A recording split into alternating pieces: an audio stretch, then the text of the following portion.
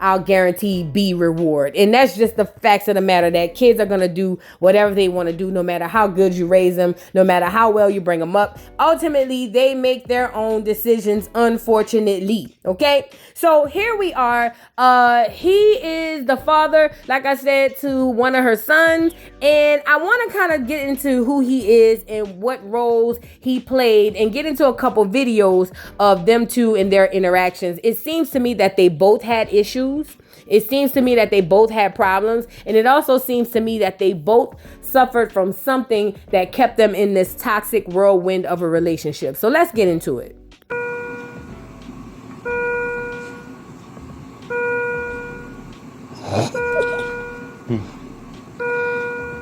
Oh, you got a video? I'm taking one. Did you get all the pictures? Well, there's not really too many angles, so I got like all the same thing. So this here is Alex Christopher Lawson Cobb Sr. Like I said, he's the father to the young lady's son, and he has had 2 run-ins, or at least 1 near-death experience, and unfortunately the last one ends up being a fatality, and he ends up being called home. Now, it has been alleged by the baby mama that basically he had run-ins with drugs. He liked to do drugs. He would go off with his friends who were influential to him. They were doing horrible things with him. And basically he had almost lost his life before, but he didn't learn his lesson. And ultimately she admits to saying some really heinous things about him and to him the day that he actually was unalive. And she takes her full responsibility for that. But Alex's mother doesn't basically buy it. She basically thinks that this girl has something to do with the unaliving of her son. And the only thing that I will say about this situation is I feel like there's a bit of denial, if not a bit, a whole lot of denial on the part of the mom, because on Nick at Night Live,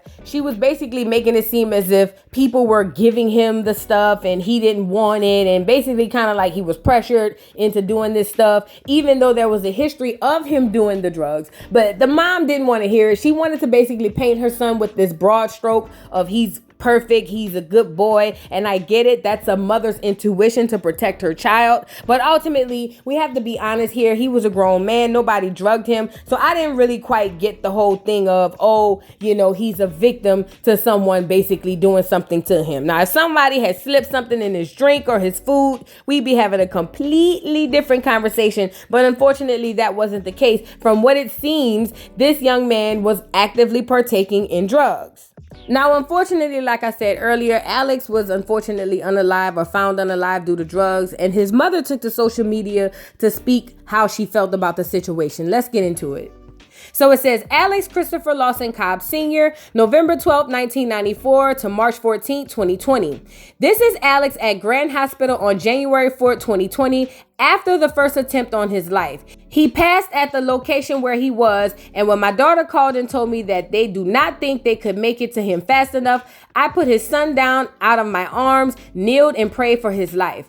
As the unalivers disguised the poison they put in liquid, the subsequent medication for that did not work because it was a different kind of poison, yet enough to unalive an army, used to unalive him later. The amount of poison used the second time between March 12, 2020 at night and March 13, 2020 in the morning had to be forced on him because no one could ever ingest that amount willfully. The way his body was placed, the mistakes the unalivers made, ensured that it could never be mistaken as an accident. It is a unaliving and such as that God showed me before they did it.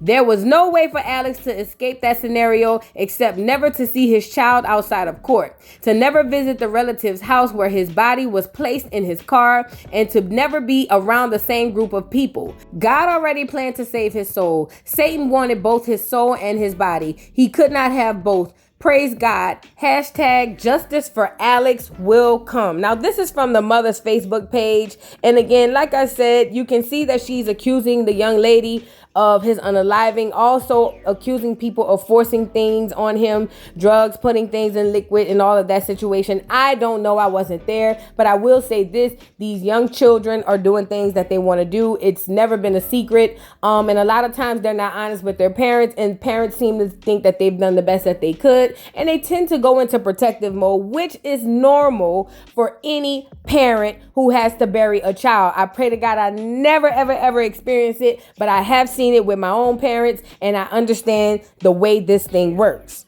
A lot of time through grief, a lot of parents don't understand how to cope with losing a child. And because of that, what they'll do is try to rationalize and make things in their head to make it make sense in order for them to seek some sort of comfort, when the facts of the matter is the only comfort that they'll get will be from self-work and therapy. These are the facts. So as you can see, the mother accused the baby mother, the woman who dropped her 5 kids off, of unaliving her son, and apparently an investigation ensued where the young lady was set free and said that she was not culpable or even responsible for the unaliving of this lady's son. This lady did not like those results, and in 2023, she took to social media to say this. Al's Corner update on 9/17/2023. Justice was partially served in that the falsely accused is not being charged. Moreover, the findings in this case do not point to all of the truths and facts regarding what happened according to the witnesses, the blatant professing of the foremost person who premeditated the unaliving, and more. It will come together when an interest or a dedicated detective or other official takes this case. Justice in this situation is needed for many reasons, logically and spiritually ascertained. God is faithful, and I will continue to trust and wait on him. Regarding Alex's memorial, it is a slow process due to the dealing with ill-meaning individuals hired or considered for the work. The ledger has been laid. However, the foundation for the bench is being laid this coming week, and the vases will be placed one on each side.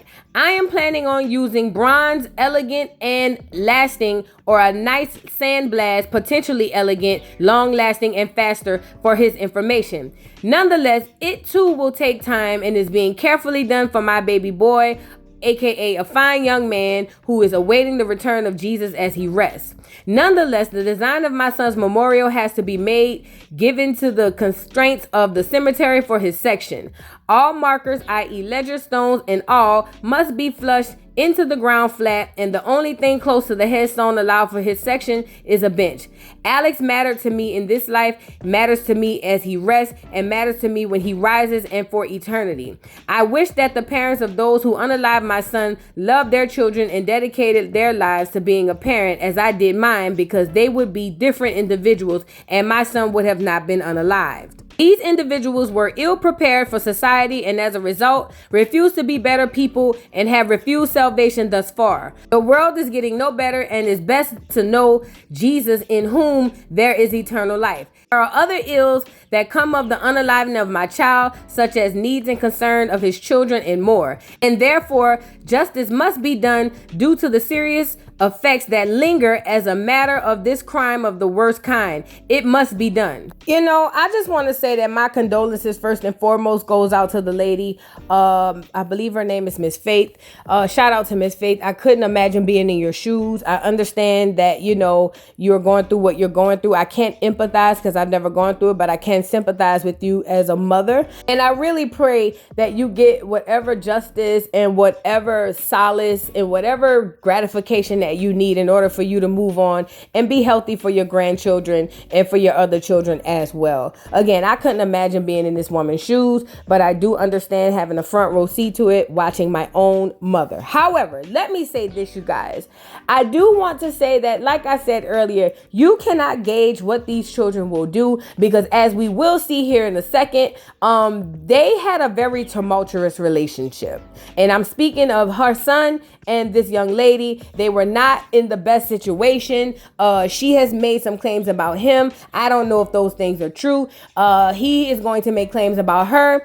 Some of them she's going to admit to being true. Others I do not know. But this is kind of like a video to show you guys a little peek into the window of what was going on behind the scenes, you know, behind the mother's eyes that maybe she didn't quite know about, because this is all over. Well, no, she knows about it because I got it from her page.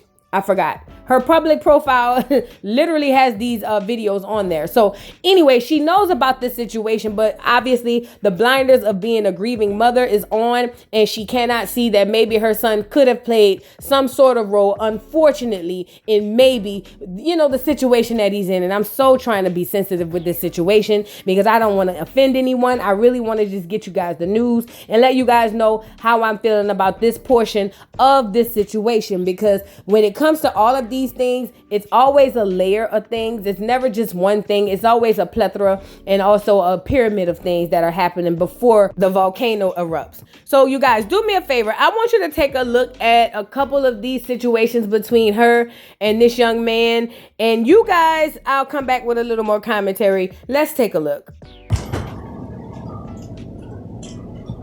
Like you didn't care. You said you raped you to get the damn kids. No, I said I got. You said you raped you in order to conceive Keontae and Keandre. No, I never said and that. that he was watching Okay. with Keandre at And yet 2 months old. you still allowed him to be around him? You still. And then who contributed to who? So what happened then? What do I have wrong? How the f*** am I supposed to know? I took my kids to the hospital. You don't know shit. You told me that that's what happened, bro. He raped you to get them. Okay, so wait. So he's a rapist. You let them. I didn't know. Like, dumbass, like, you was there for He conversation. pushed you down and raped you. How can you? There's no 15-year-old in the world there's kids that know they're being. You act like I didn't try to get the fuck away. How? Okay. You didn't hit the cops up, but you let them around them? You didn't give a bro. Okay. You didn't give a bro. Okay, That's cool. okay though. I'll forgive you. No, bitch. I think you'll be a different mother now. I swear to God, I'm Keep cool hitting on me. you. You keep hitting me. I swear to God, I'm cool You on keep you. hitting I me. don't And care. I'm not I touching don't you. care. Move. Listen. Move. I don't care. It'll be okay, bro. I'm just letting you know. I'm cool. No. I looked there. I can't. I know that you're letting me look. I don't care. You can get out. You don't have to be in the room. Move.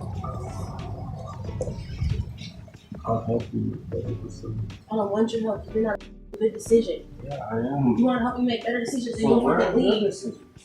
Huh? Cause you let that happen. No, the f- I didn't. You did. No, I didn't. Where are your decisions? Okay, I'm cool. a better decision. No, you're not. You're not a better decision. That's just because you said that you raped you and she stole up with them. Okay? Your sisters? And I said, Are they better decisions? I didn't even Are say- they better decisions? Yeah, they they're love They you. are. But they raped, Okay, right? but look at you. Look at you.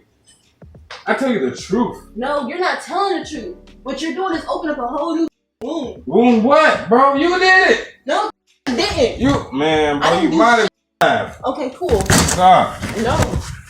I swear I'm done with you. I swear. You don't get to fucking tell me no shit. I swear. Put me on video and you can have this. I don't care. Move. Yeah. Move. And then what else happened? Move. And then what else happened? When you what happened to my babies? I didn't let shit happen. You let that I happen. didn't let it Seen happen. him watching them Okay. when he was 2 months old, bro. Okay, like I didn't And then fucking what stop else it. I was happened? like, You didn't stop it. Stop hitting me. No, you know. You didn't stop it, bro. Okay, cool. You cool. sat there and let it happen again. You said Cool. that happened twice, No, bro. I did not. No, I yes, did not. you did. Yeah, I did. I got Okay. witnesses. Okay, cool. Go ahead. Get the What you fuck talking out my about? face. Get the f- out my face, Alex. And then what? He raped you to get the kid, bro. To get the kid, bro. And then you stayed with them You didn't. to say that he did what to what? What? No. That's their father, bro. Okay, cool. Now you're twisting out I'm my not face. twisting. You don't know shit I went through That's at you. all. You don't get the about that situation because you don't know a damn thing. That's you, bro. I don't care, bro. Get out my You face. twisted it up. Get out my face. That's why he's fighting for his kids. Okay. Cause Okay. you're a twister. Okay. I tried to say I one day when I was hugging you. No, I never. You said that. this is just like when dude. I'm like, whoa, this is how I know you make up stories. You're one of those girls, bro. Okay, cool. Let me be one of those girls if that's what you really think. I swear to God, I don't care. Move. No. You're one of those girls. Okay. I can't leave because what the f going on with my baby? No, I promise. Another It nigga's happened. gonna come over and do some shit like that? Cool. Like you claim happened? Isaiah and them, you trust them? Huh? You trust them around them babies like Jamie? That dirty just as dirty. Man, because I've been there for my babies. They don't call him that. They call me that. Yeah, unfortunately. Yeah. Those are my babies. Get out. I don't care. I don't care. You don't say, I can't, what? Move. You did this. I didn't say my babies shit. in danger. I would never tell them to I don't care. and run around with that. Move. You're a great mom. I don't care. I'll get the away from you. Right? Get the away from me. Didn't you just do that earlier? Why are you here? Because you invited me to stay here. You told me to live here. That's why. And that was the biggest mistake of my life. Well, now I do. So now can you get out the room and let me go to sleep? So they move. So I'm not blocking you. Move. You said you doing what? You what, bro? You hurt my kid? Yeah. In your stomach. Come on. No, you don't gotta worry about me. You don't care about my baby, bro. I knew you never did. You don't care about them. It would never let it happen. Let's go. You came out there with me. No, I didn't. You don't know. You said you doing what? What, bro?